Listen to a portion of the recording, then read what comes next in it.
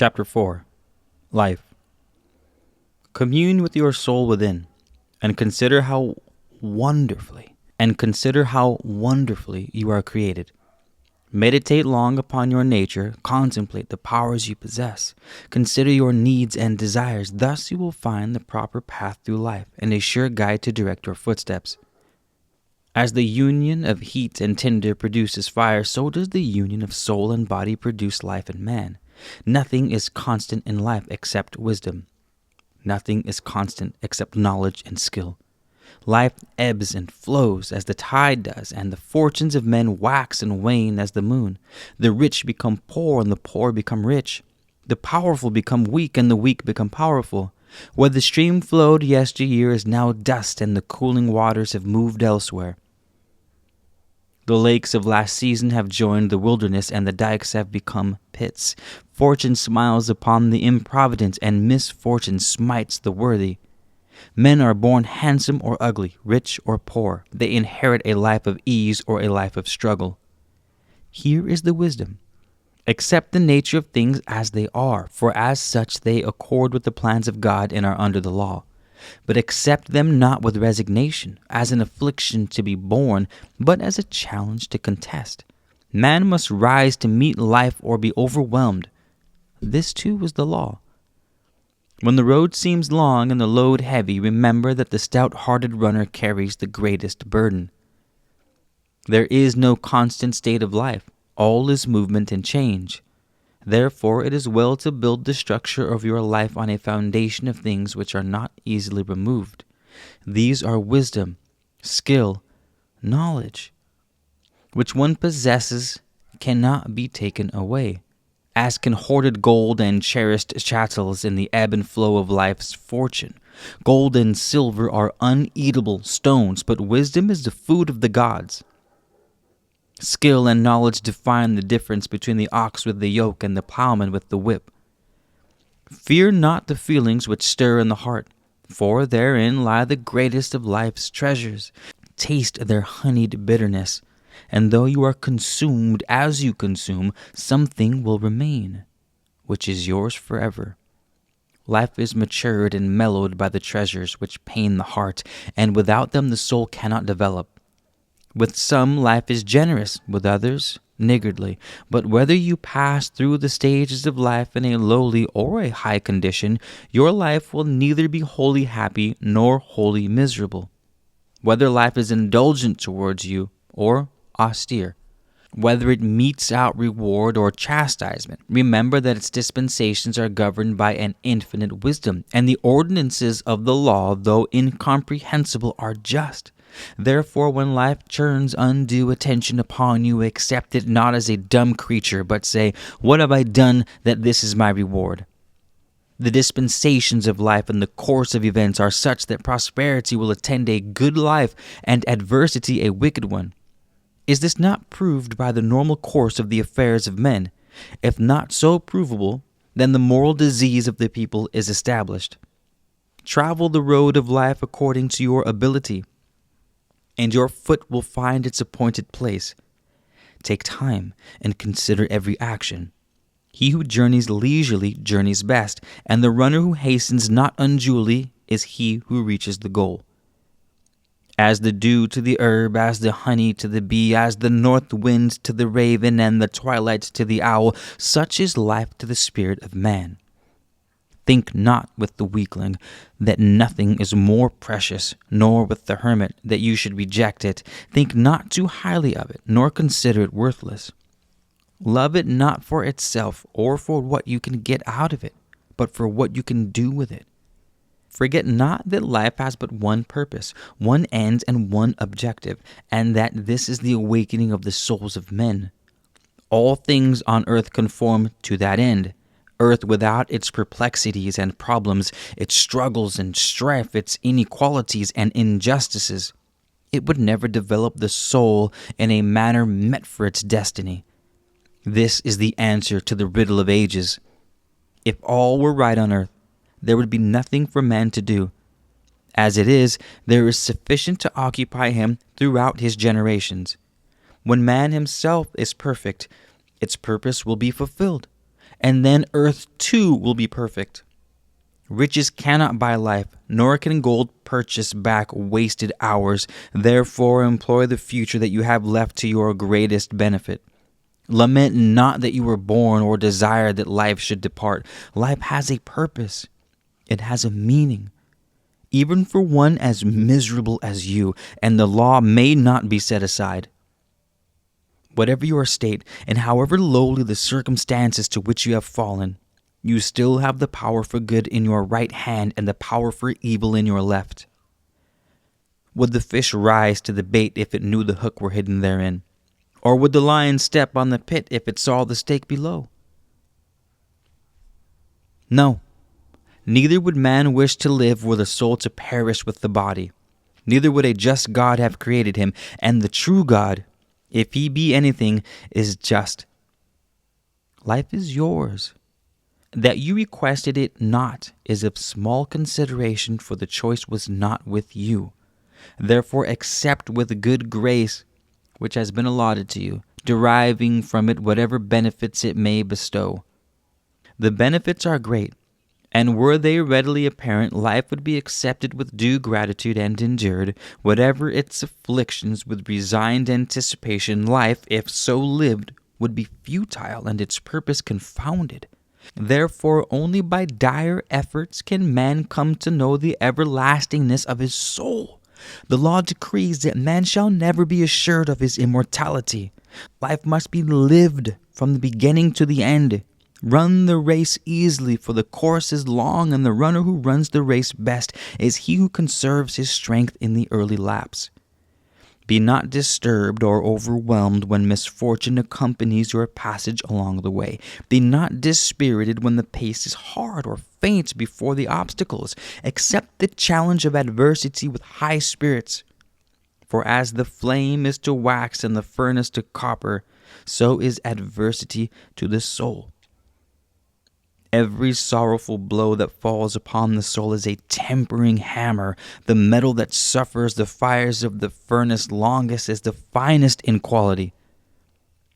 Give prudent thought towards tomorrow's problems, but let them not tax your mind unduly, for problems in the womb of the future may be stillborn. Though the pathway of life be uneven, the going is not always rough. Take it as you find it, but beware where the going is smooth, for there evil will set its trap. Danger lurks where least expected. When you journey without possessions, you journey without care. But when you are burdened with many goods, they bring the attention of evil men. He who sleeps uncovered may sleep soundly, but when covered with a mantle, it is well to keep one eye open. Know that life is unimportant unless properly lived. A noble death is better than a wasted life. He who exchanges a life of wickedness for a worthy death makes amends, and the scales are adjusted. Accordingly, let your aim be to live as long as you should, and not as long as you can. While to others your life is worth more than death, then your duty is to preserve it. While you serve best by living, live. But when by your death the living may be best served, then shirk not the burden of manhood. If your life be disposed of to the benefit of others, then let a worthy price be extracted, for the law decrees that no man shall relinquish his life easily. The span of a man's life is neither long nor short, but sufficient for its purpose. Whatever benefits a man wishes to attain for his soul may be attained in his lifetime. A lifetime is more than sufficient to fashion the soul to the ultimate glory or to the ultimate horror. What end would a longer life serve? To the wicked, an opportunity for more evil; to the selfish, more time to hurt others; and to the miserly, more time to lay up worthless things. The slothful ones would rejoice, for there would be more time for their idleness, but the burden of the industrious would be that much greater. The good may say, "Why then should not our lives be lengthened and years added unto us?" Know they not the goodness of the labor done in their lifetime shall have been sufficient, and no more is required of them here? If they have served well on earth, they are candidates for higher service in the regions of light, for the opportunity for service ceases not at death. To what end would you live longer? To do the things you have not done or repeat the things you have already done? What you have been unable to do will be done by others, and does not man experience repetitious pleasures with decreasing enjoyment? Would you increase your knowledge or develop your skill? Who then shall teach you more than is to be learned on earth? Or where on earth can practice carry you beyond perfection? He who would go further must go to a higher place of instruction. The works done on earth pass away, and the fruits of man's labors are reaped elsewhere. Each man's life should leave its impress on earth, and each man should depart a better man for having lived. Repine not for lost opportunities, for opportunity does not perish at death. Do your best here, and you will do better elsewhere. Be wise here, and you will be wiser in another place. Earthly success is not the measure of a man's achievement, for a gain here may mean a loss elsewhere. An earthly loss may mean a spiritual gain. The scales are always just. When in old age you say, "Alas, that life is short," then consider the way you abused and wasted it in your youth. Is not your reward fitting? Remember that the paths to pleasant old age are chosen in youth. They are the paths of simplicity, moderation, cleanliness, virtue. Consider the ruthlessness of rulers, the greed of the rich, and the willfulness of the powerful. If these dare to enslave the earth and wreak misery upon the people, knowing they can enjoy the fruits of their oppression but a brief span of years, what would they not set out to achieve were their span of life doubled, or were they immortal? Therefore the great God in his wisdom has ordained the proper span of man's life. If then you think life is too short, why dissipate it so, and why waste the precious days? Is it not economy which makes a man rich, and not abundance? The wise man lives fully all his life, and he is always conscious of being alive. The fool is always beginning to live, and the weakling shrinks from it and seeks forgetfulness and comfort. Those who half live are already dead. Live lustfully and manfully, for life is to be enjoyed. It must be savored to the full. Better one day as an eagle than 1 year as a goose. What is life that man should seek to prolong it? Is it not a continual avoidance of snares, a struggle against delusions, a series of mishaps, and a pursuit of shadows which retreat from the grasp? It begins with ignorance, continues through strife and worry, and ends in sorrow and pain. It is a day of heat, and death comes as a cool night. Are not the troubles of life piled one upon the other, as the stones of a pyramid? Are not all our hopes based only on possibilities, and do not our expectations look forward into improbabilities?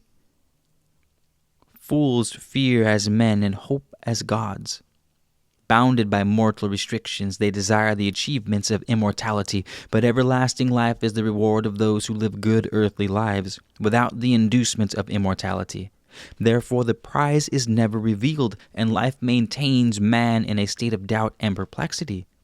Hope he may have, but never assurance. Life raises some men up and casts others down. Not always does it bestow good fortune on to the worthy, or mete out to the unworthy their just deserts and rewards.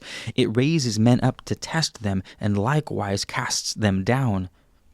The man who discovers a golden treasure is being tested, even as he who is stricken with blindness. Each man is tested according to his weaknesses, not according to his strengths. The reward of the worthy is not here. The reward of the worthy is not here, neither is the punishment of the wicked. Were the just rewards and punishments of men too readily apparent, the course to take in life would be too obvious to serve its great purpose. There must be the stimulus of doubt and perplexity. Among men some are born to rule, some to obey. But not all rulers can rule, or all servants obey. If then you cannot rule, learn to obey. And if you cannot obey, make yourself a better man, that you may be raised up to rule. Wisdom is nourished from without, but it grows from within. We live not by the light of the great sun disk above, but by the light of the cool sun within. The bitter experiences, the sorrows and failures of life are the alternatives to the advice you have failed to heed. The bitter experiences, the sorrows and failures of life are the alternatives to the advice you have failed to heed. Who then has brought them upon your head? Instruction alone cannot give knowledge, nor can books bestow wisdom. The pupil sits at the feet of his master and gains knowledge, and the scribe reads the books of men. But wiser is he who sits under the stars and contemplates the universe, or reads the great book of God about him. The satisfactory life is that. It is that which realizes the dreams and ideals of youth, but in old age. But life itself is the test master of these, and few pass its examination. Life is not of the earth, though it appears thereon. It remains not with the body at death, for it accompanies the soul into the journey beyond the grim portal. Death is but the termination of life's association with the mortal body. The last drawn breath on earth is a farewell.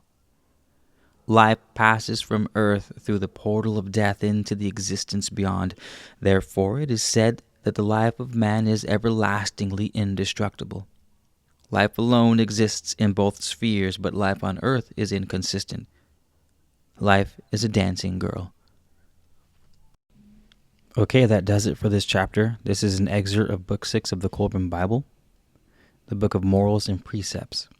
If you want to check out the other books, we have the first 5 books already recorded in full on the channel. Feel free to check them out. If you're new to the channel, feel free to subscribe, like, comment. You know how the things go. I love you. Thank you for being here and supporting. I hope this was enlightening. Add it to a playlist. Leave a comment and let me know what you thought. This has been one of my most interesting of the playlist so far, of the book so far. So thank you guys. This is Keith, the Man of Letters, and I'll see you in the next video.